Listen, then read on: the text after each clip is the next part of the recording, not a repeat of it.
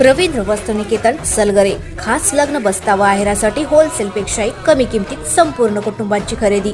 कांजीवरम, बनारसी, जुल्ला, Bangalore silk, Madurai silk, Calcutta cotton full व्हरायटीत उपलब्ध।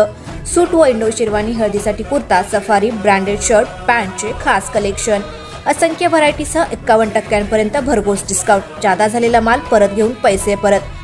त्वरा करा, आजच भेट द्या रवींद्र वस्त्रनिकेतन सलगरे।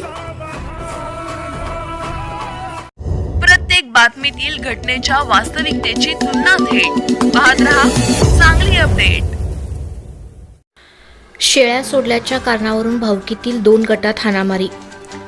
बांधावर शेळ्या सोडल्याच्या कारणावरून जाडर बोंबलाद तालुका जत येथे एकाच भावकीतील 2 गटात हाणामारी झाली।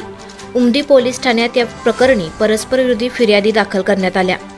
दर्याप्पा शिवाजी हुळगुळे, वय वर्ष 34, राहणार जाडर बोंबलाद तालुका जत यांनी कलाबाई गजानन हुलगुळे, गजानन दादू हुलगुळे, धोंडीराम गजानन हुलगुळे, ब्रह्मादेव गजानन हुळगुळे यांच्या विरुद्ध मारहाणीची फिर्याद दाखल केली।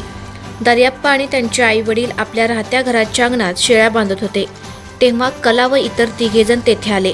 आमच्या बांधावर शेळ्या का सोडल्या असे विचारून त्यांनी दर्याप्पा, त्यांच्या आई वडील यांना शिवीगाळ करून दगडाने लाथाबुक्क्याने मारहाण केली असे फिर्यादीत म्हटले आहे।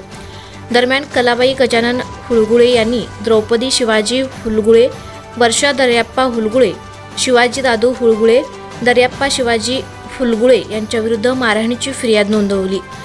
या मारहाणीत कलाबाई तसेच त्यांची मुलगी सुनीती सुरेश खोरे जखमी झाल्याचे फिर्यादीत म्हटले आहे।